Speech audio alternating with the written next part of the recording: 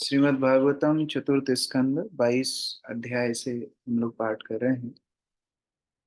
अभी तक हमने देखा किस प्रकार चतुष्कुमार पृथु महाराज को उपदेश दे रहे हैं और वो बता रहे हैं किस प्रकार भौतिक संसार को लांघना अत्यंत दुर्लभ है।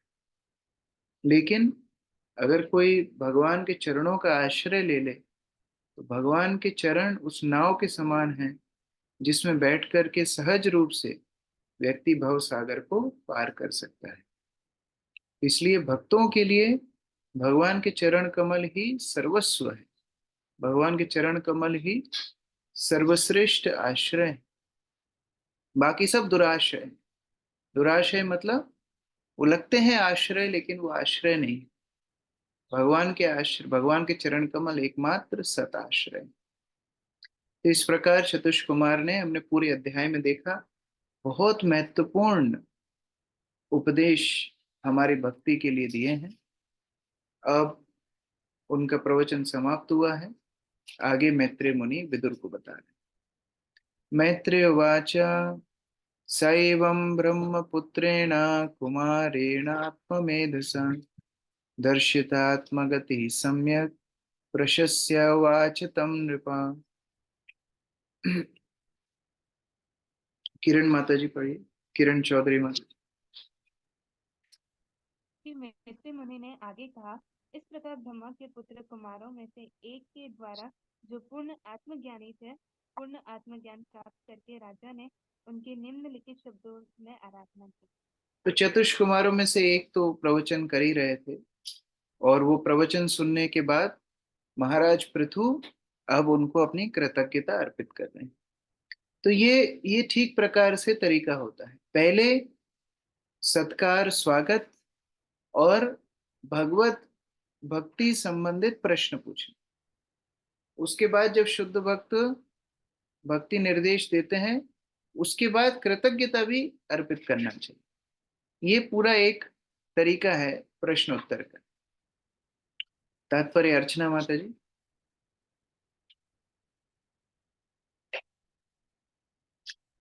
इस श्लोक में आत्ममेधसा शब्द की टीका श्रील विश्वनाथ चक्रवर्ती ठाकुर ने की है। वे कहते हैं आत्मनि का अर्थ है भगवान श्री कृष्ण में या परमात्मनि। भगवान श्री कृष्ण परमात्मा है। ईश्वर परम कृष्ण ब्रह्म संहिता में कहा। अतः जिसका मन कृष्ण चेतना में पूर्णतया लगा हो वह आत्ममेधसा कहा जाता है। इसका विलोम शब्द गृह मेधि है, जिससे ऐसे व्यक्ति का बोध होता है जिसका मन सदैव भौतिक कार्यों के चिंतन में उलझा रहता है। आत्ममेधा सदैव कृष्ण चेतना में श्री कृष्ण के कार्यकलापों का चिंतन करता रहता है।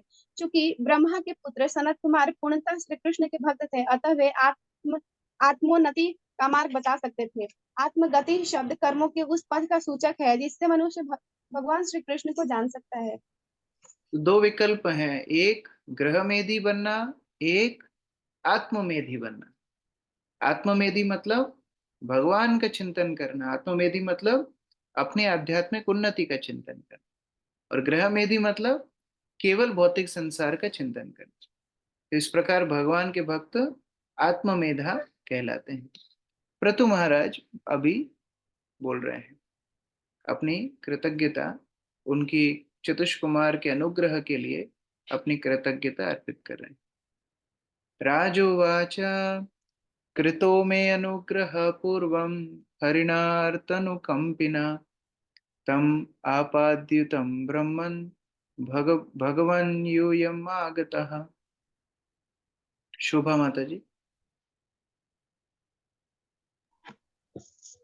राजा ने कहा, हे ब्राह्मण, हे शक्तिमान, पहले भगवान श्री विष्णु ने मुझ पर अहेतुकी कृपा प्रदर्शित की थी और यह संकेत किया था कि आप मेरे घर पधारेंगे। आप लोग उसी आशीर्वाद की पुष्टि करने हेतु यहाँ पर आए हैं। तो ये भगवान के आशीर्वाद है। भगवान ने पृथु महाराज को ये आशीर्वाद दिया था कि तुमको चतुष्कुमारों की संगति मिलेगी।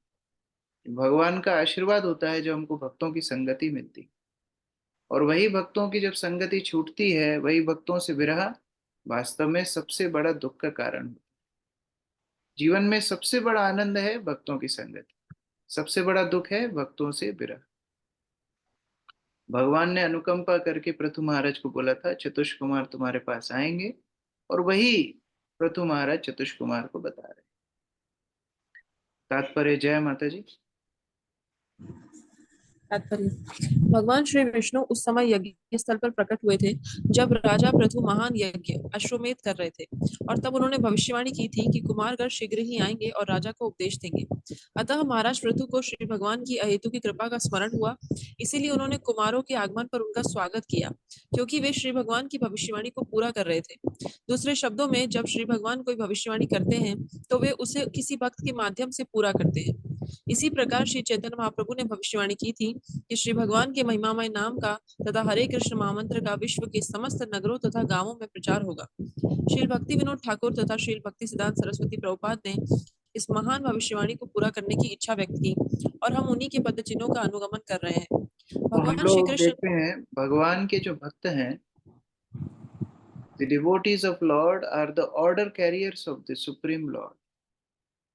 उनका एकमात्र ध्येय, भक्तों का एकमात्र, शुद्ध भक्तों का एकमात्र ध्येय होता है भगवान की इच्छा को पूरा करना। भगवान अपने भक्तों द्वारा अपने कार्य कराते हैं। क्यों ऐसा करते हैं? क्या भगवान खुद नहीं कर सकते? भगवान अपने भक्तों द्वारा इसलिए कराते हैं क्योंकि भगवान सारा का सारा क्रेडिट, कृतित्व अपने भक्तों को देना चाहते हैं। ये भगवान का स्वभाव है। जैसे कई बार हम देखते हैं, कई बड़े बड़े प्रोजेक्ट्स में माता पिता डोनेशन देते हैं लेकिन नाम बच्चों का लिखा देते हैं। क्यों? क्योंकि कृतित्व देना चाहते हैं बच्चों को। उसी तरह भगवान अपने भक्तों से इतना प्रेम करते हैं, अपना कार्य अपने भक्तों द्वारा पूर्ण कराते हैं। और भक्तों का भी स्वभाव यही है, भक्त केवल भगवान की इच्छा को पूरा करते हैं। केवल उनका एकमात्र उद्देश्य ये होता है, उनके जीवन का उद्देश्य है भक्तों की, भगवान की इच्छा को पूरा करना। अभी यहाँ प्रभुपाद बहुत अच्छी बात बोल रहे हैं। बोले हैं चैतन्य महाप्रभु ने भविष्यवाणी की कि सारी पृथ्वी के नगर ग्राम में श्री कृष्ण भक्ति का प्रचार होगा। और किसके द्वारा पूरा कराया? खुद का नाम नहीं बोल रहे हैं, बोले श्रील भक्ति विनोद ठाकुर, श्रील भक्ति सिद्धांत सरस्वती ठाकुर ने भविष्यवाणी को पूरा किया। वास्तव में श्रील प्रभुपाद ने किया, लेकिन अपने गुरु महाराज को सारा कृतित्व दे रहे हैं, क्रेडिट दे रहे हैं। रुक्मणी चंद्रिका माता जी। भगवान श्री कृष्ण ने अपने भक्तों के विषय में अर्जुन से कहा, कौन्ते प्रति जाना ही नामे भक्त परनशति। हे कुंती पुत्र, तुम घोषणा करके बता दो कि मेरे भक्त कभी विनष्ट नहीं होगा। भगवान चाहते तो यह घोषणा स्वयं कर सकते थे, किंतु उनकी इच्छा थी कि अर्जुन यह घोषणा करे, और इस प्रकार आश्वासित होना चाहते थे कि उनका वचन खंडित ना हो। भगवान स्वयं वचन देते हैं कि उनके विश्वास पात्र भक्त उस वचन को पूरा करते हैं। भगवान विपत्तिग्रस्त मानवता के लाभ हेतु अनेक वचन देते रहते हैं। यद्यपि भगवान विपत्तिग्रस्त मानव पर दयालु रहते हैं, किंतु मनुष्य सामान्यतः उनकी सेवा करने के आतुर नहीं रहते। यह संबंध पिता और पुत्र जैसा है। पिता अपने पुत्र के कल्याण की सदैव कामना करता है, भले ही पुत्र पिता की उपेक्षा करे या उसे भूल जाए। अनुकंपिना शब्द महत्वपूर्ण है। ईश्वर वहाँ पर जीवात्माओं पर बताया जा इतने रहा है दयालु होते हैं। किस प्रकार भगवान अपने भक्तों के वचन के ऊपर बड़ा विश्वास करते हैं। वो स्वयं के वचनों को तोड़ सकते हैं, खंडित कर सकते हैं, लेकिन भक्तों के वचन को कभी खंडित नहीं करते। इसलिए भगवान अर्जुन को बोल रहे हैं, जाओ अर्जुन, तुम जाके बताओ मेरे भक्त का कभी विनाश नहीं होता, मेरे भक्त का कभी पतन नहीं होता, ना में भक्त प्रणश्यति। इसीलिए भगवान अपने भक्तों की सुरक्षा, उनको उनके वचनों की सुरक्षा करने के लिए हमेशा आतुर रहते। तो यहाँ पर भगवान अपनी अनुकंपा जीवों के प्रति दिखा रहे हैं कि कैसे जीवों को मदद करने के लिए भगवान हमेशा आतुर रहते हैं। यद्यपि जीव भगवान को उपेक्षा करता है, जीव भगवान को छोड़ना चाहता है, लेकिन भगवान जीव को कभी नहीं छोड़ते। श्याम गोविंद प्रभु जी पढ़िए। अनुकंपिना शब्द महत्वपूर्ण है। ईश्वर जीवात्माओं पर इतने दयालु होते हैं कि वे पतित आत्माओं के लाभ हेतु स्वयं इस संसार में अवतरित होते हैं। यदा यदा ही धर्मस्य ग्लानिर्भवति भारत अभ्युत्थानम् अधर्मस्य तदात्मनां सजाम्यहम्। जब जब धर्म की हानि होती है और अधर्म का उत्कर्ष होता है, उस समय हे अर्जुन मैं अवतरित होता हूँ। अतः भगवान दयावश अपने विभिन्न रूपों में प्रकट होते हैं। श्री कृष्ण पतित आत्माओं पर दया करने के लिए इस श्लोक में प्रकट हुए। भगवान बुद्ध असुरों द्वारा मारे जाने वाले निरीह पशुओं के प्रति दया भाव से प्रकट हुए। भगवान नरसिंह देव प्रहलाद महाराज पर दया करने के लिए प्रकट हुए। निष्कर्ष यह है कि भगवान इस संसार में पतित आत्माओं पर इतने दयालु रहते हैं कि या तो वे स्वयं प्रकट होते हैं या अपने भक्तों तथा दासों को अपनी इच्छा पूरी करने के लिए भेजते हैं, जिससे सारे पतित जीव भगवान के धाम वापस चले जाएं। इसी प्रकार श्री कृष्ण ने सारे मानव समाज के लाभ के लिए अर्जुन को भगवत गीता का उपदेश दिया। अतः बुद्धिमान लोगों को इस कृष्ण भावनामृत आंदोलन के विषय में गंभीरता पूर्वक विचार करना चाहिए और उनके शुद्ध भक्तों द्वारा यथारूप प्रचारित भगवत गीता के उपदेशों का लाभ उठाना चाहिए। हरे कृष्ण। तो भगवान की गणना में हर जीव उद्धार का पात्र है। भगवान किसी जीव को अपनी कृपा से वंचित नहीं रखना चाहते, इसलिए भगवान या तो स्वयं आते हैं, बार बार अवतार लेते हैं जीवों के उद्धार के लिए, या फिर अपने प्रतिनिधि गुरु को, अपने प्रतिनिधि शुद्ध भक्तों को जीवों के उद्धार के लिए भेजते हैं। जिस प्रकार यहाँ चतुष्कुमार को भगवान ने पृथु महाराज को संगति देने के लिए भेजा है। पृथु महाराज आगे बोल रहे हैं, निष्पादितः च कार्सेन भगवद्भिः घृणालुभिः साधु उच्छिष्टं हि मे सर्वम् आत्मना स किमं ददे। मीनू माता जी पढ़िए। हे ब्राह्मण, आपने तो भगवान के आदेश का सम्यक पालन किया है, क्योंकि आप उन्हीं के समान उदार भी हैं। अतः यह मेरा कर्तव्य है कि आपको कुछ अर्पित करूं, किंतु मेरे पास जो कुछ भी है वह साधु पुरुषों के भोजन में से बचा खुचा प्रसाद ही है। मैं आपको क्या दूं? तो ये भावना हमारे अंदर होना चाहिए कि जो कुछ हमारे जीवन में मिला है साधु गुरु की कृपा से मिला है, हम उनको क्या देंगे, हम उनको क्या सेवा करेंगे, ये भावना अंदर होना चाहिए। अगर ये अहम भावना अंदर रहेगी कि मैं देखो मैं कितनी सेवा कर रहा हूं, मेरे बिना प्रभु जी का काम नहीं चलेगा, मेरे बिना गुरु महाराज का काम नहीं चलेगा, ये अहंकार है। यद्यपि हम ऐसे शब्द बोलते नहीं है, लेकिन मन ही मन ऐसा विचार होता है। कई बार कोई विवाद हो जाता है तो पहली चीज हम ये सोचते हैं, देखो अब मैं मंदिर नहीं जाऊंगा, देखो अब मैं कोई सेवा नहीं करूंगा, तब पता पड़ेगा। किसको पता पड़ेगा? भगवान की सेवा के लिए सहस्त्र सहस्त्र लक्ष्मी झाड़ू लगा रही। भगवान को किसी की आवश्यकता नहीं, साधु पुरुष को किसी की आवश्यकता नहीं, हमको साधु पुरुष की आवश्यकता है। इस प्रकार से यहाँ पर पृथु महाराज चतुष्कुमार को बोल रहे हैं, मैं तो आपको कुछ ना कुछ देना चाहता हूं, आप कृपावश हमारे पास आए हैं, विचरण करके यहाँ आ गए हैं, आपका कोई स्वार्थ नहीं जिसके लिए आप हमारे घर में आए हैं, लेकिन मेरे पास आपके लिए कुछ नहीं है, मैं आपको क्या दूंगा, सब कुछ आपका प्रसाद स्वरूप है, मैं आपको क्या दूंगा। ये भावना हर भक्त के हृदय में होनी चाहिए। तात्पर्य प्रफुल्ल प्रभु। इस श्लोक में साधुशिष्टम शब्द महत्वपूर्ण है। महाराज पृथु को अपना राज्य भृगु तथा अन्य महापुरुषों से वैसे ही प्राप्त हुआ था जैसे किसी को उच्छिष्ट जूठन या प्रसाद प्राप्त हो। राजा वेन की मृत्यु के बाद सारा विश्व लोकप्रिय शासक के से वंचित हो चुका था। अनेक आपत्तियां घिरने लगी थी। अतः भृगु आदि महाराज ऋषियों ने राजा वेन के मृत शरीर से राजा पृथु के शरीर को उत्पन्न किया। क्योंकि राजा पृथु को ऋषियों की कृपा से राज्य प्राप्त हुआ था, अतः वे अपने राज्य को कुमारों जैसे ऋषियों में वितरित करना नहीं चाह रहे थे।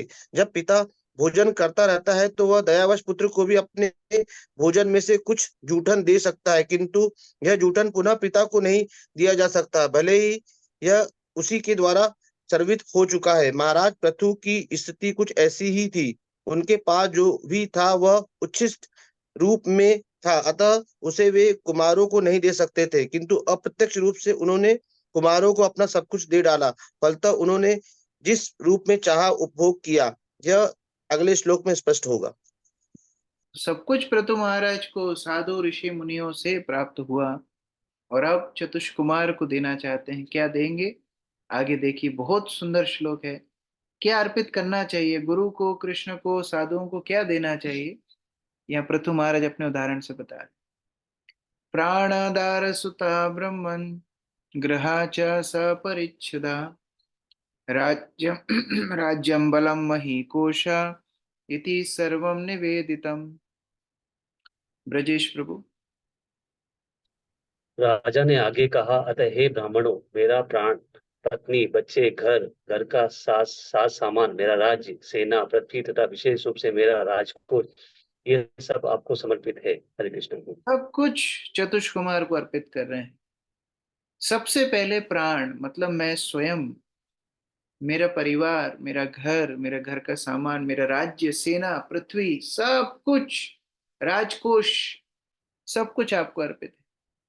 और इसमें भय भी नहीं होना चाहिए। क्या साधु ये सब के लोभ में आए हैं? क्या साधु वास्तव में सब कुछ ले जाएंगे? नहीं ले जाएंगे।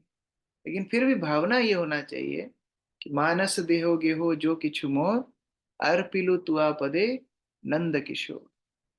वास्तव में हमारी आसक्ति है घर में, हमारी आसक्ति है संपत्ति में, ये सब भगवान की सेवा में अर्पित होना चाहिए, नहीं तो ये बंधन का कारण बन जाएगा। आज सुबह मैं गुरु महाराज का प्रवचन सुन रहा था। गुरु महाराज बता रहे थे किस प्रकार से एक बार एक बहुत बड़ा धनी व्यक्ति, जिसकी एक सोने की दुकान थी कलकत्ता में, वो घर बार छोड़ के मायापुर में भक्त बन गया। और प्रभुपाद उस समय पर थे, तो गुरु महाराज शिल प्रभुपाद के पास जाके बताते हैं कि प्रभुपाद ये अमुक अमुक व्यक्ति, इतना बड़ा धनी व्यक्ति, इसने सब कुछ छोड़ के और मायापुर में फुल टाइम डिवोटी बन गया।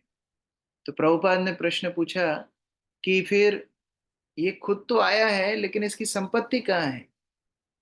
तो बोला प्रभुपाद वो घर में छोड़ के आया है, पत्नी के लिए, बच्चों के लिए। तो प्रभुपाद ने बोला फिर ये ज्यादा दिन टिकेगा नहीं, ये चला जाएगा। और वैसे ही हुआ। कुछ दिन बाद उसका परिवार आए, उसको लेके चले। क्यों? क्योंकि आसक्तियां अभी भी थी। वो सब छोड़ के आया था पीछे परिवार के लिए। जब पूरा युवा अवस्था सब कुछ दिया संसार के लिए, पैसा कमाया संसार के लिए, छोड़ के आया संसार के लिए, और अब वृद्ध अवस्था में मंदिर में आ गया कि अब मैं सेवा करूं। प्रभुपाद बोले कि जब आसक्ति परिवार में है, धन संपत्ति में है, वो भक्ति नहीं कर सकता। मैं भगवान का हूं मतलब मेरा सब कुछ भी भगवान का है। ये प्रथु महाराज यहाँ बोल रहे हैं। ये भावना विशेष तरह ग्रस्त भक्तों के अंदर होना चाहिए, नहीं तो ये आसक्ति के चलते हमारी बंधन, भौतिक बंधन बढ़ता ही चला जाए। मंजू माता जी, तात्पर्य। तात्पर्य, दाराह के स्थान पर कहीं कहीं राह पाठ मिलता है, जिसका अर्थ होता है संपत्ति। भारत में अब भी ऐसे धनी व्यक्ति हैं जो राज्य द्वारा राय के रूप में सम्मानित हैं। भगवान श्री चैतन्य महाप्रभु के एक महान भक्त रामानंद राय कहलाते थे, क्योंकि वे तमिलनाडु के राज्यपाल थे और अत्यंत धनी थे। अब भी अनेक राय उपाधिधारी है, राय बहादुर, राय चौधरी इत्यादि। दारा अर्थात पत्नी को ब्राह्मणों को दिए जाने की अनुमति नहीं है। दान के पात्र को सब कुछ प्रदान किया जाता है, किंतु कहीं भी यह नहीं पाया गया कि पत्नी दान में दी जाए। अतः यहाँ पर दारा के स्थान पर राय पाठ अधिक उपयुक्त है। यह नहीं, चूंकि महाराज प्रथु ने कुमारों को सर्वत्र अर्पित कर दिया, अतः कोषः खजाना को पृथक उल्लेख नहीं होना चाहिए था। राजा तथा महाराज अपना निजी कोष रखते थे, जिसे रत्न भंडार कहा जाता था। रत्न भंडार विशेष प्रकार के कोष कक्ष होता था, जिसमें विशेष प्रकार के हीरे जवाहरात तथा चूड़ियां, हार इत्यादि रखे जाते थे। ये नागरिकों द्वारा राजा को भेंट स्वरूप प्राप्त होते थे। ये हीरे जवाहरात नियमित कोष में पृथक रखे जाते थे, जिसमें भूमि कर आदि संचित होता था। इस प्रकार महाराज प्रथु ने कुमारों के चरण कमलों में अपना निजी कोष हीरे जवाहरात अर्पित कर दिए। यह पहले ही स्वीकार किया जा चुका है कि राजा प्रथु की सारी संपत्ति ब्राह्मणों की थी। महाराज प्रथु तो केवल राज्य के कल्याण के लिए उनका उपयोग ही कर रहे थे। यदि यह संपत्ति वास्तव में ब्राह्मण की थी, तो वह किसी प्रकार पुनः उन्हें प्रदान की जा सके। इस संबंध में श्रीपाद श्रीधर स्वामी व्याख्या की है कि यह भेंट तो वैसी है जैसे दास द्वारा अपने स्वामी को दिया गया भोजन पहले स्वामी का होता है, क्योंकि वह उसके द्वारा खरीदा हुआ होता है, किंतु सेवक भोजन बनाकर स्वामी को खिलाने योग्य बनता है और उसे प्रदान करता है। इस तरह महाराज प्रथु के पास जो कुछ था उसे उन्होंने कुमारों को अर्पित कर दिया। कितना अच्छा उदाहरण दे रहे हैं श्रीधर स्वामी कि जैसे स्वामी सारी वस्तुएं लाते हैं, खाने पीने का जो कुछ भी सामान है घर में, वो तो स्वामी के द्रव्य से आया है, और सेवक केवल उसी द्रव्य को इस्तेमाल करके उन्हीं चावल दाल आटा इत्यादि को इस्तेमाल करके भोजन पकाता है, स्वामी को परोसता है।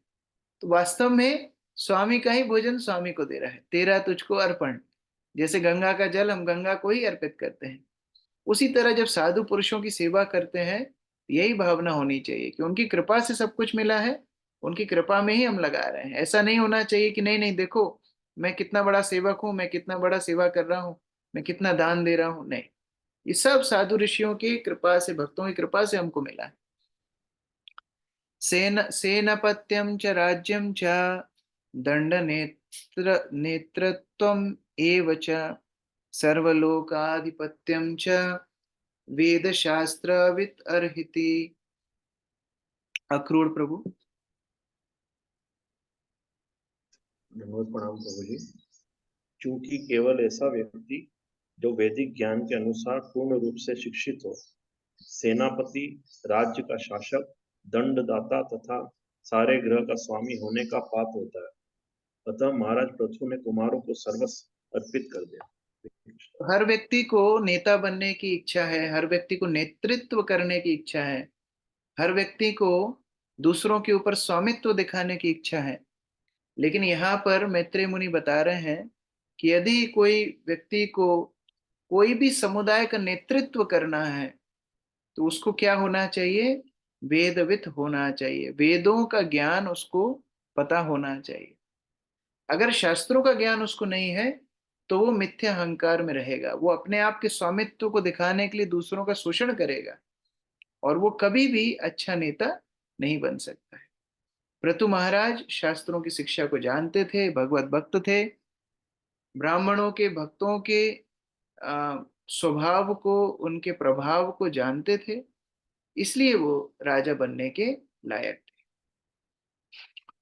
तात्पर्य नीतू माता जी।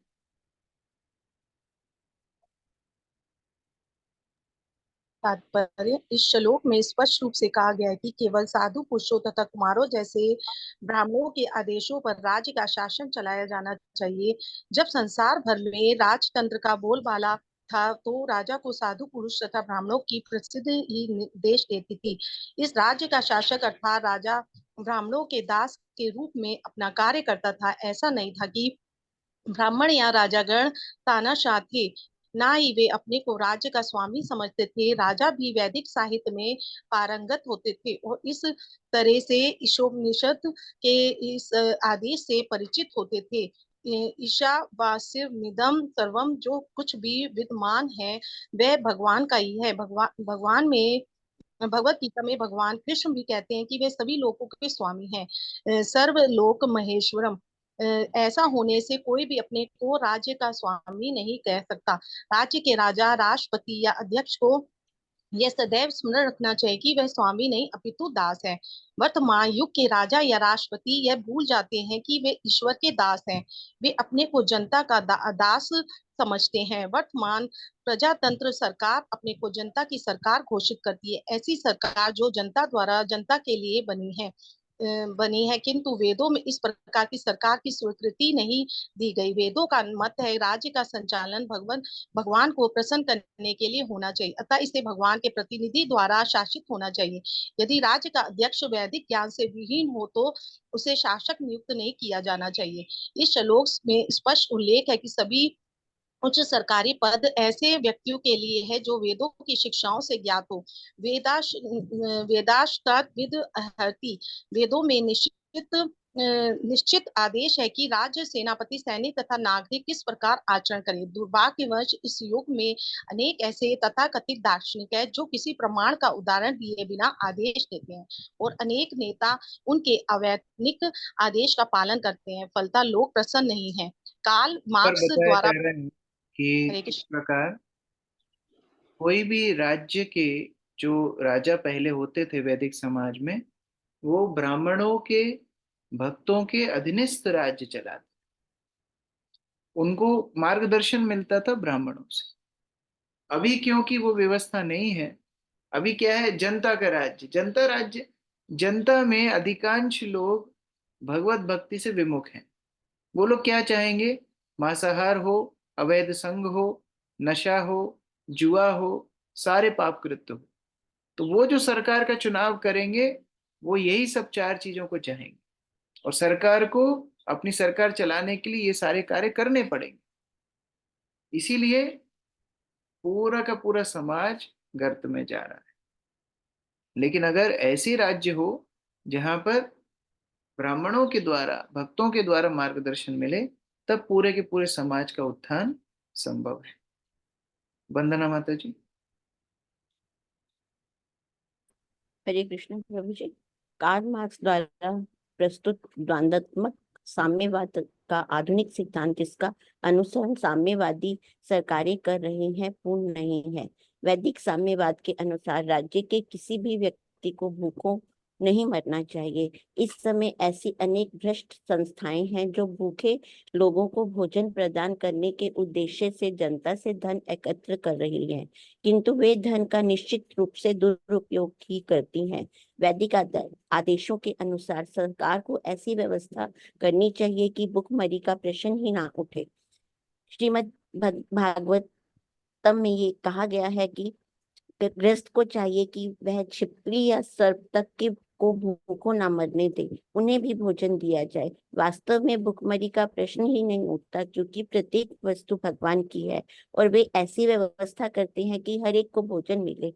वेदों में कठोपनिषद में कहा गया है कि एको बहु नाम जो विधाती कामान, परमेश्वर हर एक को जीवन की आवश्यक वस्तुएं प्रदान करता है, अतः भुखमरी का प्रश्न ही नहीं उठता।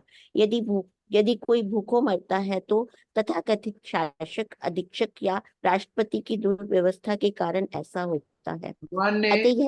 भगवान ने इतनी व्यवस्था की है कि एक भी व्यक्ति असंतुष्ट इस संसार में नहीं रह सकता। लेकिन क्योंकि ऐसे कुछ लोग हैं जो दूसरों के शोषण करके अपना जीवन चला रहे हैं, जो अति संग्रह अपने जीवन के लिए कर रहे हैं, जो उनको आवश्यकता ही नहीं, आवश्यकता से ज्यादा संग्रह कर रहे हैं, ऐसे लोगों के कारण अव्यवस्था फैल रही है।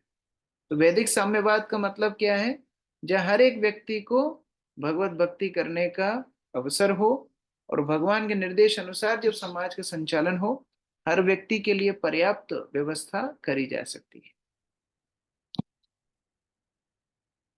नमिता माता जी पढ़िए।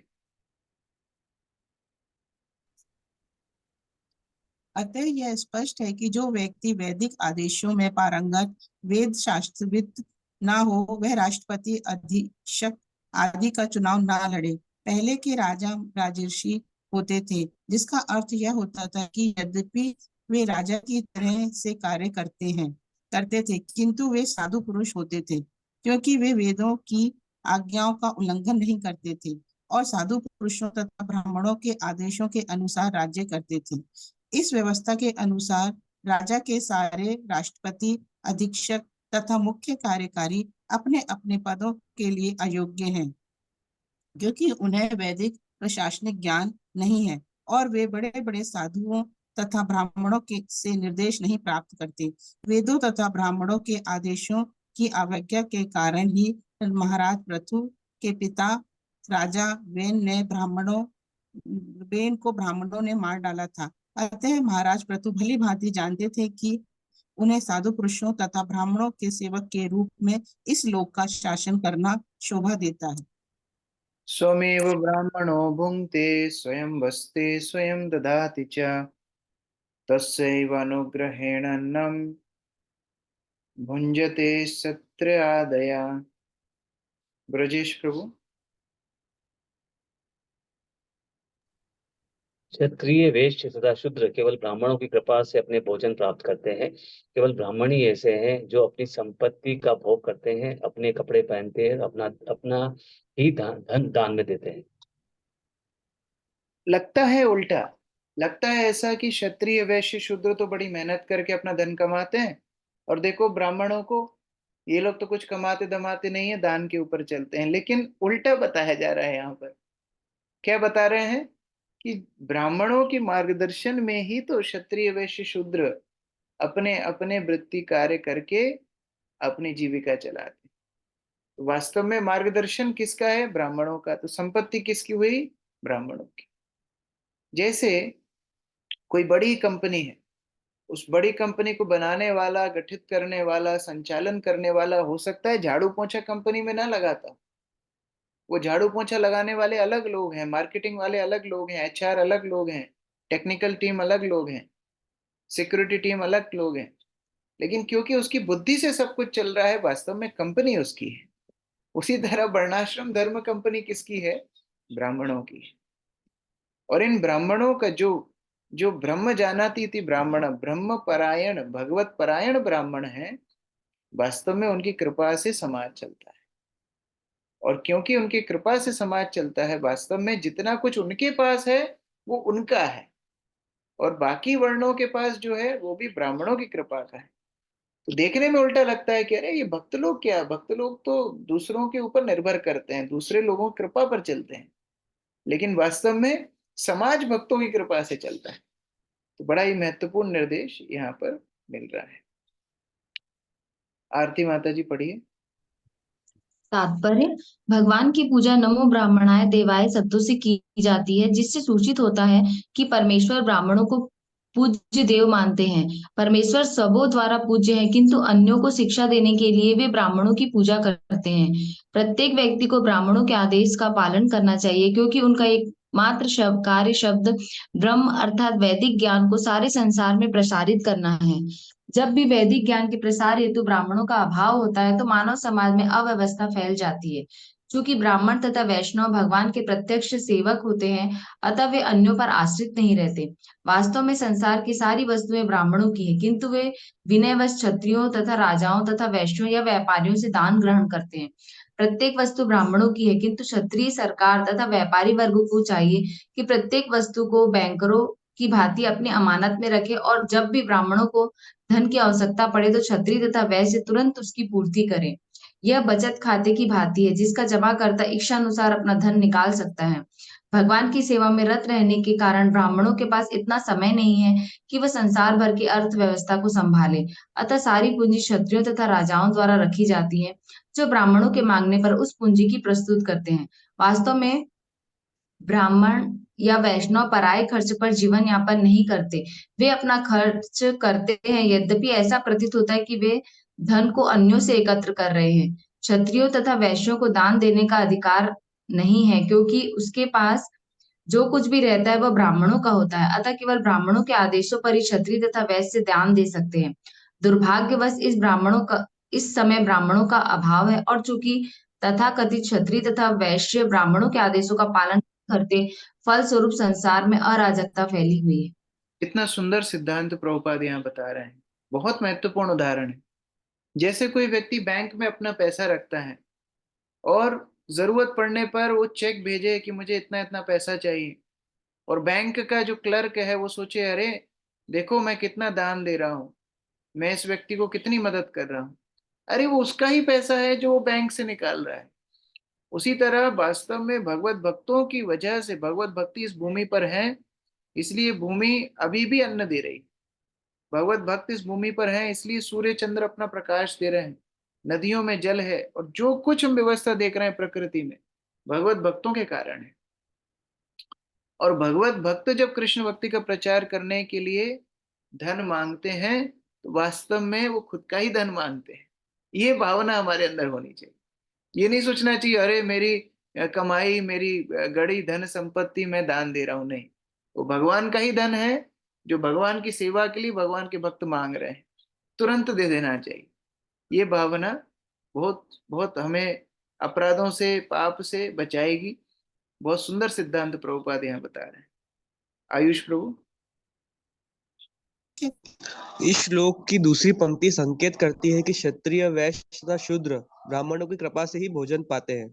दूसरे शब्दों में उन्हें ब्राह्मणों द्वारा वर्जित कोई भी चीज नहीं खानी चाहिए। ब्राह्मण तथा वैष्णव जानते हैं कि क्या खाना चाहिए, और वे कोई ऐसी वस्तु नहीं खाते जो पहले पूर्ण पुरुषोत्तम भगवान को अर्पित न की जा चुकी हो। वे केवल प्रसाद अर्थात श्री भगवान को अर्पित भोजन का शेष खाते हैं। क्षत्रियों, वैश्यों तथा शूद्रों को केवल कृष्ण प्रसाद खाना चाहिए, जो उन्हें ब्राह्मणों की कृपा से प्रदान किया जाता है। वे कसाई घर खोलकर मांस, मछली या अंडा नहीं खा सकते, न शराब पी सकते हैं और ना बिना अनुमति के इस कार्य के लिए धन अर्जित कर सकते हैं। क्योंकि वर्तमान युग में समाज का संचालन ब्राह्मणों के आदेशों से नहीं होता, अतः सारी जनता पाप कर्मों में डूबी है। फलस्वरूप सबको प्रकृति दंडित कर रही है। यह कलयुग की दशा है। हरे कृष्ण। ब्राह्मण शब्द का अर्थ भी हमको पता होना चाहिए। ब्राह्मण अर्थात जो ब्रह्म ज्ञान में स्थित हो, वो ब्राह्मण है। और भक्त लोग तो वर्णाश्रम से ही ऊपर हैं। भक्तों की गणना वर्णाश्रम में होती ही नहीं है। भक्त लोग वास्तव में कोई भी कार्य कर सकते हैं। भक्त ब्राह्मण का कार्य भी कर सकता है आवश्यकता पड़े तो। भक्त क्षत्रिय का भी कार्य कर सकता है आवश्यकता पड़े तो। भक्त शूद्र का, वैश्य का कार्य भी कर सकता है आवश्यकता पड़े। उसका उद्देश्य तो केवल भगवान की इच्छा पूरी करना होता है। एक और श्लोक आज पढ़ेंगे। यदृशी भगवता गति आत्मवाद एकांततो निगम भी प्रतिपादिताना तुष्यन्तु अभद्र करुणा स्वकृतेन नित्यम को नाम तत्प्रतिकरोति विना उत्पात्रम। आशा माता जी।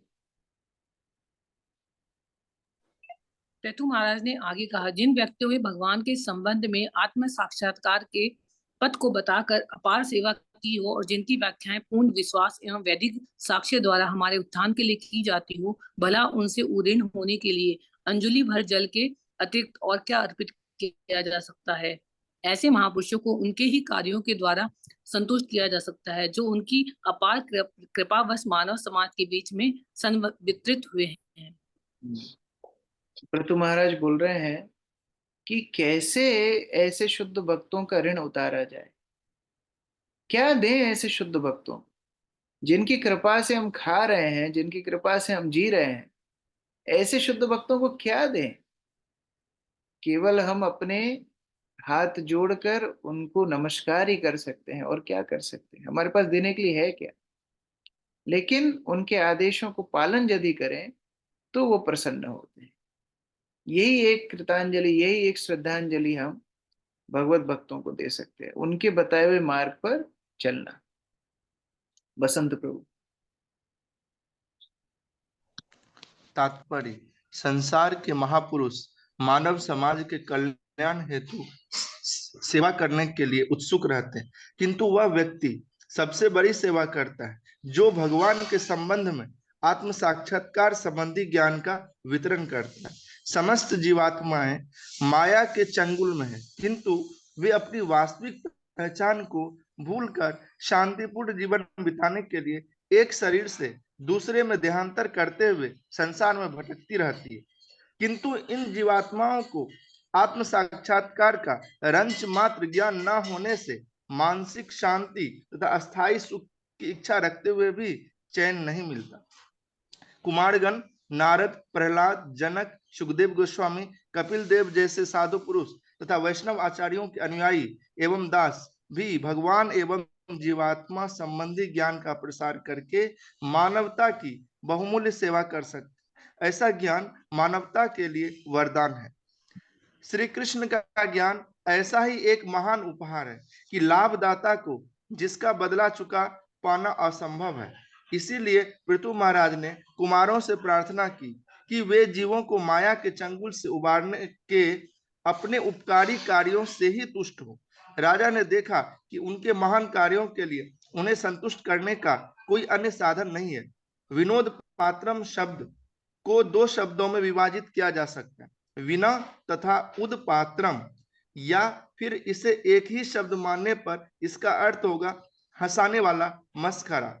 मस्खरे का कार्य केवल हंसाना है, और जो व्यक्ति गुरु या कृष्ण के दिव्य संदेश के शिक्षक से उड़ीन होने का प्रयास करता है, वह मस्खरे की तरह उपहास का पात्र बन जाता है, क्योंकि ऐसे ऋण को चुका पाना असंभव है। सबों का श्रेष्ठ मित्र तथा उपकारी वह है जो मनुष्य में मूल कृष्ण चेतना जागृत कर सके। हरे कृष्ण। तो सहस्त्र सहस्त्र जीवन से वास्तव में हम लोग भौतिक संसार में भटक रहे हैं, और ऐसे बद्ध जीवन में कृष्ण भक्ति मिलना ये कितना बड़ा सौभाग्य है। इस सौभाग्य को प्राप्त किया है हमने गुरु वैष्णव की कृपा से। और अगर कोई ये सोचे कि मैं ऐसे गुरु वैष्णव की कृपा का ऋण उतार दूंगा, तो विनोद पात्रम, वो हंसी का पात्र है, उसके ऊपर खूब हंसना चाहिए। अरे तुम ऋण उतार दोगे, कैसे उतार दोगे? भगवान स्वयं ब्रजवासियों को बोल रहे हैं कि मैं आपके ऋण से कभी मुक्त नहीं हो सकता। भगवान स्वयं भक्तों का ऋण नहीं उतार पाए, हम क्या उतारेंगे? तो इस प्रकार से भगवत भक्तों के लिए हम कृतज्ञ ही रह सकते हैं, और उनके बताए हुए मार्ग का अनुशीलन करके उनको थोड़ा प्रसन्न कर सकते हैं। उनके ऋण से हम कभी मुक्त नहीं हो सकते। जैसे कोई व्यक्ति भौतिक संसार में मदद करता है किसी छोटे व्यक्ति की, तो वो छोटा व्यक्ति सोचता है कि इनने हमारी इतनी मदद की है, हम इनकी थोड़ी सेवा करेंगे। लेकिन गुरु जो कृपा भक्त के ऊपर करते हैं, जीवात्मा के ऊपर करते हैं, उसका ऋण तो जन्म जन्म नहीं उतार सकते। इसीलिए हम लोग गुरु पूजा में गाते हैं, चक्षुदान दिलोजेई जन्मे जन्मे प्रभु से। जिसने चक्षु दिए हैं, जिसने आध्यात्मिक दृष्टि दी है, ऐसे गुरुओं का तो जन्म जन्म तक सेवा करते रहेंगे, वो ऋण कभी पूरा नहीं हो। हरे कृष्ण। ग्रंथराज श्रीमद् भागवतम की जय। जगतगुरु श्रील प्रभुपाद की जय। आगे मैत्री मुनि बताएंगे किस प्रकार पृथु महाराज ने चतुष कुमार की विदाई की, और फिर अगले अध्याय में पृथु महाराज का भगवत धाम भ्रमण। प्रश्न है किसी का? यस बसंत प्रभु। हरे कृष्णा प्रभु जी, दंडवत प्रणाम। Thank you so much Prabhu जी। बहुत सारा कंसेप्ट क्लियर होते जा रहा है प्रभु जी। जैसे हमारा प्रश्न ये है कि हम इस स्टेज में बहुत कम टाइम रहते हैं कि जो हमारे पास है वो गुरु और कृष्ण का है, और इसे प्रैक्टिकली हम कैसे अपने मतलब प्रैक्टिकली इसे कैसे अपने जीवन में लाएं, कि जो एक एक चीज जैसे हम पृथु महाराज बोल रहे हैं, इसको कैसे हम अपने जीवन में धारण करें। देखिए, हरे आपको कृष्ण। आपको लाने की आवश्यकता नहीं है, समय अपने आप आपको समझा देगा। क्या ये संपत्ति आप साथ में लेके जा सकते हो? जो आपका है ही नहीं, वो आपके साथ कैसे जाएगा? गुरु नानक का एक बहुत सुंदर दृष्टांत है। एक बार गुरु नानक एक गांव में गए, तो उन्होंने देखा कि एक बहुत बड़ा व्यक्ति है, और उसने अपने घर में बहुत सारे झंडे लगा रखे। तो स्थानीय लोगों से गुरु नानक ने पूछा कि ये इतने झंडे क्यों लगा रखे हैं इस व्यक्ति ने? तो लोगों ने बताया कि ये जो व्यक्ति है, ये बहुत धनी व्यक्ति है, और उसके पास जब 10,000 स्वर्ण मुद्राएं हो जाती हैं तो ये एक पताका लगाता है, एक झंडा लगाता है। तो इस तरह इसके पास कितनी हजारों हजारों स्वर्ण मुद्राएं हैं, इसलिए उन्होंने दिखाने के लिए इतनी झंडे लगा रखे। तो गुरु नानक उनके पास गए, उस व्यक्ति से, उस धनी व्यक्ति से बोलते हैं कि तुम मेरी थोड़ी मदद करोगे? हाँ करेंगे। ये मेरा एक सामान रख लो, ये मैं तुमसे बाद में ले लूँ। ये क्या सामान है? ये सुई एक है, ये सुई तुम रख लो, और ये मुझे बाद में दे देना। बोले ठीक है, कब लेंगे आप वापस? मैं अगले जन्म में लूंगा, अगले जन्म में ये सुई तुमसे वापस लूंगा। तो वो व्यक्ति बोलता है, अरे अगले जन्म में ये सुई लेके मैं कैसे जाऊंगा? तो गुरु नानक बोलते हैं, अच्छा ये सुई तुम अगले जन्म में नहीं लेके जा सकते हो? अरे नहीं। तो ये इतने स्वर्ण मुद्राएं कैसे लेके जाओगे? ये स्वर्ण मुद्राएं कैसे साथ में लेके जाओ? तो हमारी चेतना शुद्ध नहीं है, तो भी समय के प्रभाव से, काल के प्रभाव से तो ये सब वैसे ही छिनने वाला है। ऐसा थोड़ी है कि हमारी चेतना अगर ये रहेगी कि ये सब मेरा है तो ये आपके साथ रुकने वाला है। नहीं, ये फिर भी छिन जाएगा। जो जिस युवा अवस्था पे, जिस शक्ति पे, जिस शरीर पे हमें गर्व है, वो शक्ति हमसे छिनने वाली है। कभी भी हमारा शरीर क्षीणहीन होने वाला है। जिस धन पे हमें गर्व है, वो कभी भी धन जा सकता है, घर जा सकता है, परिवार जा सकता है। तो क्यों ना अपनी चेतना को अभी हम ये ट्रेनिंग दे दें? क्यों ना अभी से हम भगवान को अर्पित कर दें? काल भगवान का ऐसा स्वरूप है जो सब कुछ छीनने वाला है। तो क्यों ना भगवान के भद्र रूप, मधुर रूप, कृष्ण रूप को अर्पित कर दे? क्यों काल रूप, उग्र रूप को अर्पित करना चाहते? इसलिए अपने आप को ये शिक्षा देनी चाहिए कि ये सब तो वैसे ही मेरे से जाने वाला है, क्यों ना मैं अपने रहते रहते अपनी चेतना को शुद्ध रखते रखते भगवान को ही अर्पित कर दूं। जैसे गुरु महाराज के पास एक बार एक भक्त आए कैलकाटा में, तो गुरु महाराज के हाथ में एक चेक दिया। तो हमने तो देखा नहीं क्या चेक में क्या लिखा है, कितना अमाउंट लिखा है। तो वो जब चले गए, हमको गुरु महाराज ने चेक दिया, मैंने खोल के देखा तो इसमें बहुत बड़ी रकम लिखी थी। और वो भक्त बहुत सादा भक्त, मतलब बैंक में नौकरी करते थे। इतना बड़ा चेक देके गए, तो मैं गुरु महाराज को दिखाया, गुरु महाराज ने उनको फोन लगाया, बोला तुम इतना बड़ा चेक देके क्यों गए हो? तो बोला गुरु महाराज मैं रिटायर हुआ हूँ, ये मेरा पेंशन अमाउंट है, पूरा जो रिटायरमेंट के टाइम पे क्या क्या प्रोविडेंट फंड ये वो सब मिलता है। तो मैं सोच रहा था कि मैं इसका क्या करूंगा। तो जब सुबह रोज जब करता था तो यही घूमता था, ये प्रोविडेंट फंड का क्या करूंगा, किधर इन्वेस्ट करूंगा, किधर लगाऊंगा, क्या करूंगा। तो मैंने सोचा कि बेस्ट इन्वेस्टमेंट होगा यदि मैं आपको दे दूं, तो आपको दे दूंगा, इससे ज्यादा बेस्ट इन्वेस्टमेंट और कुछ नहीं है। मेरा चिंता खत्म, अभी आपका ही सब कुछ। तो गुरु महाराज ने उनको फिर समझाया, नहीं तुमको जरूरत पड़ेगी, ये वो माने नहीं। गुरु महाराज ने बोला ठीक है, तुमको जब भी कोई समस्या आएगी मुझे बताना, मैं तुमको मदद कर। तो ये जीते जी जो दे के जाए, जीते जी जो भगवान को सर्वस्व अर्पित करे, वो शुद्ध है। नहीं तो काल तो सबको छुड़ाने ही वाला है, मृत्यु के समय तो सबको छूटने ही वाला है। तो इस तरह खुद को ट्रेनिंग देना चाहिए। ठीक है, Hare Krishna. Thank you so much Prabhu ji. Hare Krishna. Gauri Shankar प्रभु।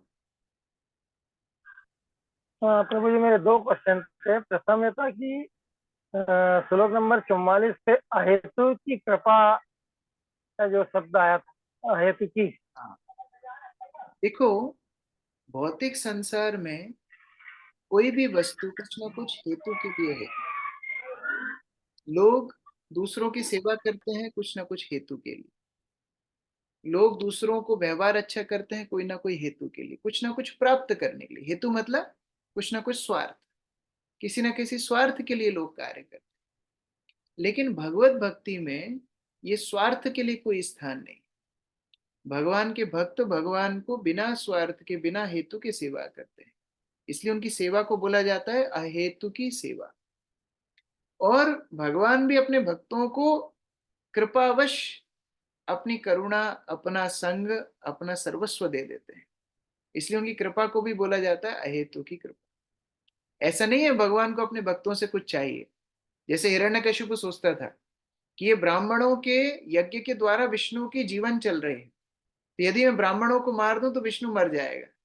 ऐसा नहीं है कि भगवान के भक्तों से भगवान का काम चल रहा है, ऐसा नहीं है। लेकिन अहेतु की कृपा करते हैं, ये एक एक डेफिनेशन, एक परिभाषा। दूसरी परिभाषा अहेतु कृपा की ये है कि जीव भगवान को दे भी क्या सकता है, जीव भगवान के लिए कर भी क्या सकता है। तो भगवान बिना हेतु के ही उसके ऊपर कृपा कर देते हैं। ऐसा नहीं है कि हम बहुत बड़े सतुगुणी व्यक्ति थे, बहुत बड़े साधु थे, बहुत बड़े तपस्वी थे, इसलिए भगवान ने हमारे ऊपर कृपा की। नहीं, कारण ढूंढने जाएंगे तो कारण मिलेगा नहीं कि हमको कृष्ण भक्ति क्यों मिली। ये केवल और केवल शुद्ध भक्तों की अहेतु की कृपा, भगवान की अहेतु की कृपा थी कि हमको ये शुद्ध भक्ति का पथ मिल गया है, एक अवसर मिल गया है शुद्ध भक्त बनने का। इसलिए भी उसको अहेतु की कृपा बोलते हैं। दूसरा क्वेश्चन है प्रभु जी कि वृंदावन यात्रा जो जा रही है अपनी, इसमें प्रभु जी आपका आगमन होगा कि नहीं होगा प्रभु जी, वो इसलिए पूछा था। हाँ, मैं आप लोगों के साथ जाऊंगा। और अच्छी खबर है कि श्री श्रीमद भक्ति प्रेम स्वामी महाराज हमारे साथ जाएंगे। और एक और संभावना है, अभी तक कंफर्मेशन नहीं है, लेकिन फिर भी श्री श्रीमद चंद्रमौली स्वामी महाराज भी हमारे साथ जा सकते हैं। तो इस तरह इस बार जाएंगे, लेकिन कंडीशन है जो लोग 16 माला जप करते हैं उन्हीं को हम लेके जाएंगे इस बार। तो केवल 16 माला भक्त साथ में जाएंगे। और ज्यादा घूमने फिरने पे ना फोकस करते हुए हम लोग क्या करेंगे, इस बार कृष्ण भक्ति कैसे प्रगाढ़ करना है इसके ऊपर हम बल देंगे। जैसे गोवर्धन की तलहटी में बैठ करके हम लोग अलग अलग सेमिनार करेंगे, रिट्रीट करेंगे, अलग अलग एक्सरसाइजेस करेंगे, जिससे हमारी कृष्ण भक्ति का उत्थान हो। वृंदावन के भाव यही है, कैसे कृष्ण भक्ति को प्रगाढ़ करना है। हम लोग गुप्त वृंदावन जाएंगे, काम में बन जाएंगे, बद्रीनाथ है वृंदावन है वहां जाएंगे, ऐसे ऐसे स्थान पे जाएंगे जहां पर ज्यादा भीड़ भाड़ ना हो, और वहां बैठ करके हम थोड़ी हरि कथा चिंतन भजन ये सब कर सके। तो इस तरह एक प्लान है, लेकिन भगवान की जो इच्छा होगी वो होगा। हम लोग तो प्लान कर रहे हैं, बाकी भगवान की इच्छा। तो प्रभु जी मेरी 16 माला नहीं हो रही तो क्या करूं प्रभु जी, आवाज दे सकते कि हैं? वृंदावन यदि जाना है तो 16 माला करो, और अगर 16 माला नहीं है तो फिर रुको, अगले साल चलना। ठीक है। हरे कृष्ण। यस, प्रफुल्ल प्रभु। हरे कृष्णा प्रभु, दंडवत प्रणाम। प्रभु मेरा एक एक रियलाइजेशन था और उसके बाद एक क्वेश्चन था। प्रभु जैसे अभी अभी जो इंदुलेखा माता जी है, उन्होंने अकस्मात उन्होंने अपना शरीर उनको छोड़ना पड़ा, तो उसको लेके मैं मतलब सोच रहा था कि मतलब आज से 5 डेज पहले हम उनको देख रहे थे, वो इतने अच्छे तरीके से भक्ति कर रहे थे, और उसके बाद एकाएक वो जो है वो हमारे बीच में नहीं है। तो मैं यही सोच रहा था कि कितना हम लोग, हमको हमारे बीच में से कब कौन कितनी किसी भी क्षण हम लोग कोई भी नहीं रह सकता, ऐसा हो सकता है। तो हमारे पास बहुत कम समय, हमको भक्ति बहुत प्रगाढ़ करना चाहिए, हमको भक्तों का संग ज्यादा से ज्यादा करना चाहिए। और दूसरा मेरे मन में ये भी आ रहा था कि जैसे भगवत गीता में भगवान बोलते हैं, जो मेरा क्वेश्चन है कि मैं अर्जुन भक्तों से कह दो कि मेरे भक्त का कभी विनाश नहीं होता और मैं उनकी रक्षा करता हूँ। हालांकि मुझे हमें बॉडी लेवल पे नहीं सोचना चाहिए, फिर भी जो इतनी अच्छी भक्ति कर रही थी, इतना अच्छा प्रचार कर रही थी, तो इसको कैसे देखना चाहिए प्रभु? देखिए, गीता इंदुलेखा माता जी एक आदर्श भक्त है। हम लोगों ने भी उनकी संगति जितनी प्राप्त की है, आप लोगों का भी अनुभव है, उनकी जैसी गंभीरता, उनका जैसा समर्पण उत्साह। सुबह दर्शन आरती के बाद ही प्रभुपाद की पुस्तक का स्टॉल लगा लेती थी, प्रभुपाद की पुस्तक का वितरण करती। उनकी शरीर ज्यादा साथ नहीं देता था, फिर भी सुबह उठ के अपना जप करना, साधना करना, परिवार का ध्यान रखना, मंदिर आके सेवा करना, प्रतिदिन प्रभुपाद की पुस्तकों का वितरण करना, और इतनी विनम्रता सहजता, ये सब वो करती थी। तो भगवान ने सोचा इतने अच्छे भक्त को ये भौतिक संसार में रखने का क्या फायदा है, तो भगवान ने उनको जल्दी जल्दी ले ली। ये वास्तव में कृपा है। ये भौतिक संसार अच्छे भक्तों के लिए जगह नहीं है। भक्ति सिद्धांत सरस्वती बोलते थे, it's not a place for gentleman. कोई भद्र पुरुष के लिए भौतिक संसार है ही नहीं। तो हाँ, हमें दुख है कि हमें उनकी संगति नहीं मिल पा रही है, ये हमारा दुख है कि उनकी संगति में जो उत्साह हमको मिलता था, मैं व्यक्तिगत रूप से उनसे बहुत प्रेरणा लेता था। यद्यपि वो मुझे अपना गाइड मानती थी, लेकिन मैं उनको वास्तव में, उनसे मैं गाइडेंस लेता था उनकी संगति में। वो जब क्लास में आती थी, उनके प्रश्न, उनके पॉइंट्स बहुत प्रेरणा देते। लेकिन अभी मैं ऐसा सोच रहा हूँ कि हमें दुख है उनकी संगति नहीं मिलने का, लेकिन भगवान अभी प्रसन्न हो रहे होंगे कि भगवान ने उनको भौतिक संसार से मुक्त करा के आध्यात्मिक संसार में बुलाया। ये भगवत भक्त का भगवान से प्रेम है, भगवान का भगवत भक्तों से प्रेम। और हमको भी जाना है। कल ही हम लोग फ्लाइट में अ, जा रहे थे, इंदौर से बेंगलोर आ रहे थे, और फ्लाइट बादलों के बीच में थी, और अकस्मात 15-20 फीट नीचे गिर गई एकदम से। तो मैं और शैलजा हम दोनों जब कर रहे थे, एकदम से इतना नीचे जो गई, सारे फ्लाइट में लोग चिल्लाने लगे, एकदम सब डर गए। लेकिन हम लोग यही चर्चा कर रहे थे कि हम लोग तैयार हैं अभी मृत्यु के लिए। सबको तैयार होना चाहिए। आज मृत्यु आए, कल मृत्यु आए, सबको तैयार होना चाहिए। हमारी भगवत भक्ति इस तरह हो कि आज यदि मृत्यु आए हम तैयार हैं। ये तैयारी होना चाहिए। ये भौतिक संसार में है क्या, यहाँ रह के करेंगे क्या। तैयारी ऐसी होनी चाहिए कि आज एग्जाम हो तो आज ही टॉप करें, ऐसी तैयारी होना चाहिए। ठीक है। यस, वंदना माता जी। हरे कृष्ण प्रभु जी। मेरे 2 क्वेश्चन हैं। एक तो ये है कि अभी जैसे एक श्लोक में आया था कि हमें जो है जो दान जो है वो ब्राह्मणों को देना चाहिए, या ब्राह्मण हमारा जो भी है वो ब्राह्मणों का है। ऐसी संस्था को दान नहीं देना चाहिए कि जो जैसे गरीबों को खिलाते हैं। तो हम मंदिर में देते हैं, दैट इज ओके, बट कई बार ऐसे कोई आ जाता है हमसे कहने के लिए कि हम और या फिर ऐसा कुछ है तो हम उनको दान ना दें। दान दे सकते हैं। अगर कोई भिक्षुक घर पे आता है, कोई जरूरतमंद आता है, उनको आप प्रसाद दे सकते हैं। प्रसाद खिलाएंगे तो उनकी आध्यात्मिक उन्नति भी होगी, शरीर को भी राहत मिलेगी। उस तरह आप दे सकते हैं। लेकिन आप पैसे देंगे, वो जाके फिर शराब पिएगा। अगर खाना भी खाएगा तो वो तो कर्म का खाना खाएगा, वो प्रसाद तो खाएगा नहीं। तो उससे तो उसका पाप और बढ़ेगा। इसलिए उसको प्रसाद अर्पित, भोग अर्पित किया हुआ प्रसाद यदि देंगे तो उसके शरीर को भी पोषण मिलेगा, आध्यात्मिक उन्नति भी। उस तरह किया जा सकता है। ठीक है। दूसरा तो खैर answer, I got that answer second for that, क्योंकि मैं ये पूछने वाली थी कि क्या हम ऐसे कर सकते हैं कि पहले भगवान को भोग अर्पण करके फिर उसको भोग को वैसा ही करना, वैसा ही करना। Okay, thank you so much, thank you. Pramodanand Prabhu ji, कहाँ जा रहे हैं आप? बाहर जा रहे हैं मनाली। हाँ, मनाली। अच्छा। मनाली, अब उधर गर्मी बहुत है, हाँ इस वजह से। तो रोहित यात्रा में आप भी जा रहे हैं? हाँ, मैं रहूंगा उसमें। रहेंगे ना? तो भाई नोट कर लीजिए, फिर जैसे पहुंचेंगे हम भी पहुंचेंगे। हाँ, मैं पहुंच जाऊंगा 26-27 मई को। हाँ भाई, हम भी नोट कर लीजिए, हम भी चलेंगे ना। यस, आपके बिना यात्रा कैसे होगी? मेरे भी आपके बिना चलिए, हमारे कैसे? तो आप इस बार रुकना कहाँ पे है? मैं आपको बताता हूँ। हाँ, मैं आपसे चर्चा करूँगा। ठीक है भाई, और सब ठीक है भाई? यस। हरि बोल। और तो सब ठीक, और तो सब ठीक है भाई? हाँ। हरे कृष्ण, हरे कृष्ण। अजय प्रभु।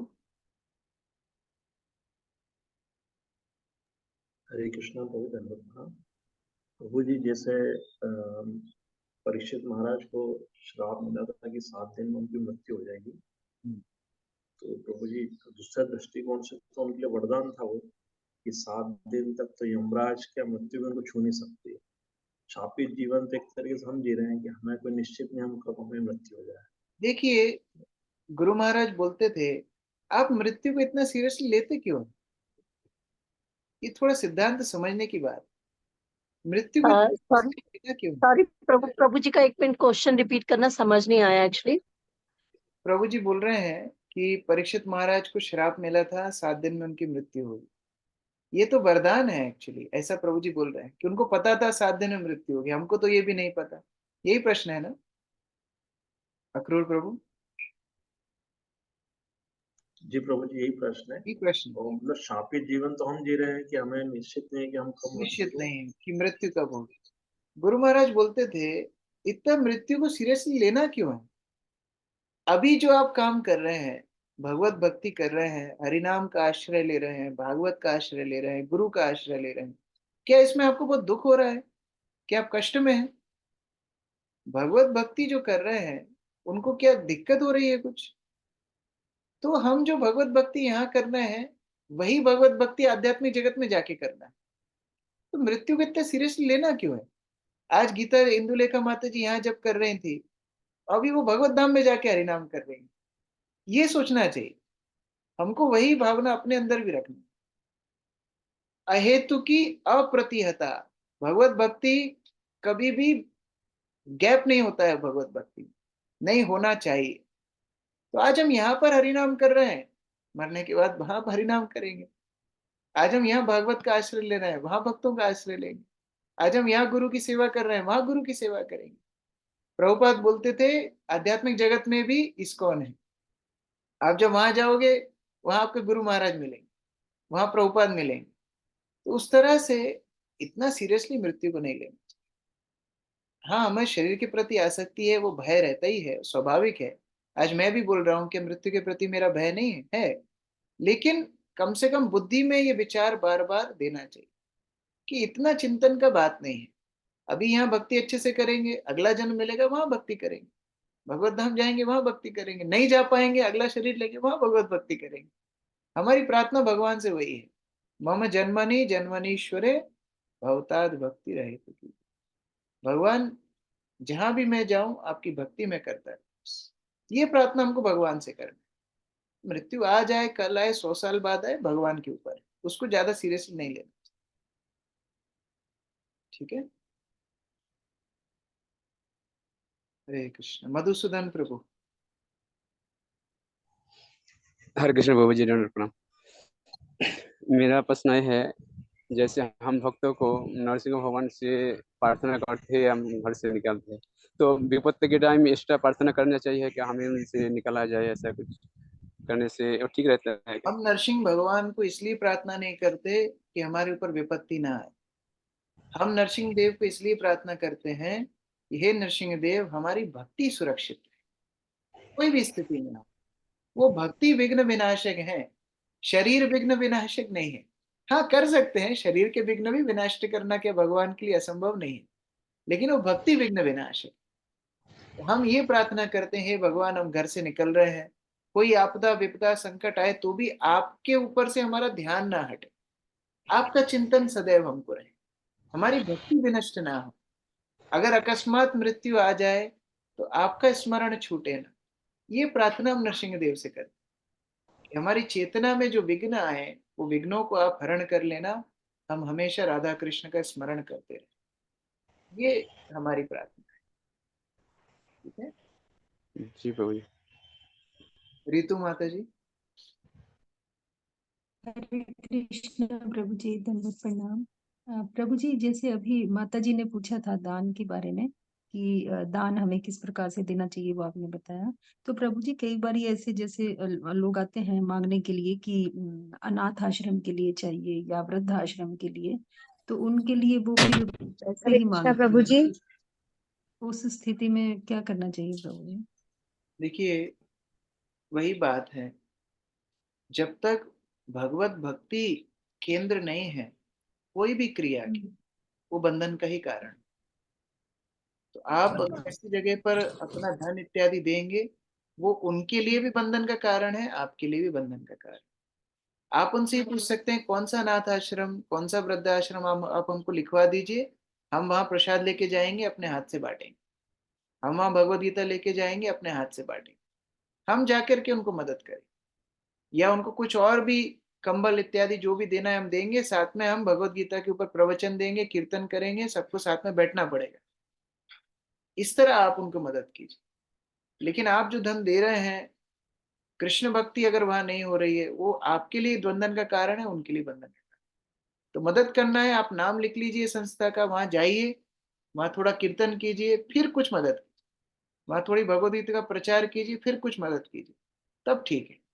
लेकिन केवल भौतिक रूप से मदद करना दोनों के लिए बंधन का कारण।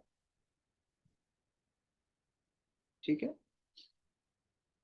इस कृपालु केशवी माता जी।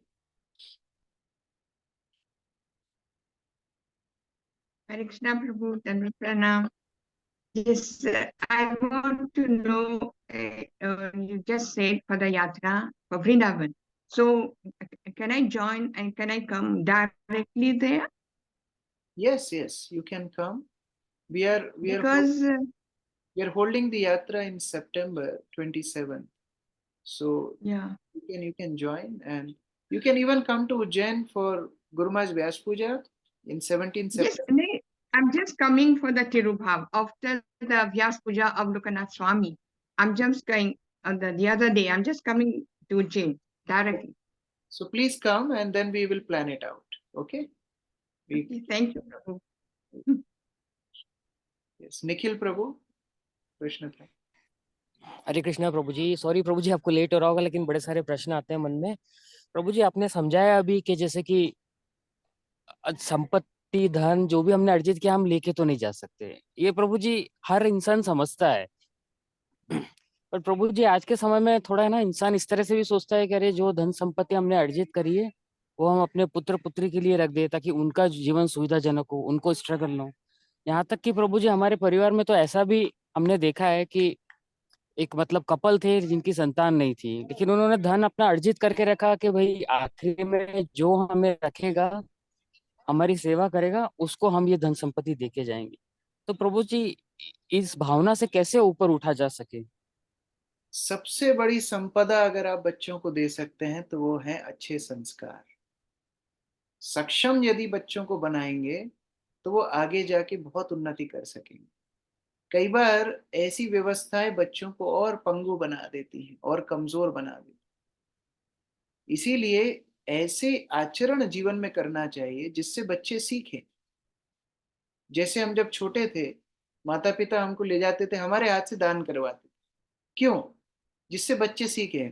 माता यशोदा कृष्ण के हाथ से दान करवाती। क्यों? माता यशोदा सिखाना चाहती कृष्ण बर्थडे के दिन गिफ्ट नहीं मांगना है, गिफ्ट देना है। और वही संस्कार आगे जाके कृष्ण द्वारका में गए, द्वारका में जाके प्रतिदिन करोड़ों गायों का दान करते। क्यों? माता ने बचपन से संस्कार दिए। क्या माता यशोदा ने कृष्ण को क्या संपदा दी? कोई संपदा नहीं। लेकिन कृष्ण विश्व गुरु, वंदे कृष्ण जगत गुरु। तो सबसे बड़ी संपदा है संस्कार। अगर हम ऐसे संचित धन को रख के जाएंगे जिसको हमने कृष्ण सेवा में कभी लगाया ही नहीं, बच्चे उससे और इंद्रिय तृप्ति करेंगे, बच्चे और ज्यादा भौतिक संसार में डूब जाएंगे। डूबते हुए व्यक्ति के ऊपर आप मुकुट रख दो, वो और जल्दी डूबेगा। तो हम बच्चों को और डुबाने का कार्यक्रम कर रहे हैं। हमको अपने उदाहरण से सिखाना चाहिए, नहीं बच्चों, ये कृष्ण भक्ति का प्रचार में मैं मदद कर रहा हूं और तुमको भी आगे जाके मदद करना है। ऐसा नहीं है कि भगवत भक्त मूर्खता में सब कुछ ही दे दिए मंदिर में और अभी भिक्षा करके खा रहे हैं, ऐसा नहीं है। लेकिन अपने कमाई का एक अच्छा हिस्सा कृष्ण भक्ति प्रचार में देने का अभ्यास होना चाहिए। और ये बच्चों के अंदर भी डालना चाहिए कि तुम आगे कमाओगे, तुमको भी कृष्ण भक्ति के प्रचार में मदद करना है। ये संस्कार सबसे बड़ी संपदा आप देकर के उनको जाएंगे, तब जाकर के उनका संसार, उनका उनका जीवन धीरे धीरे धीरे कृष्णमय हो जाएगा। ये पिता का कर्तव्य है। केवल भौतिक संपदा देना पिता का कर्तव्य नहीं। ये विचार भी हमको रखना चाहिए। ठीक है। हरे कृष्ण प्रभु। दीपिका माता जी।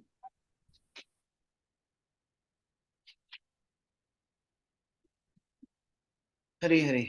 श्रील प्रभुपाद की जय। समवेत भक्त वृंद की जय। निताई गौर प्रेमानंद।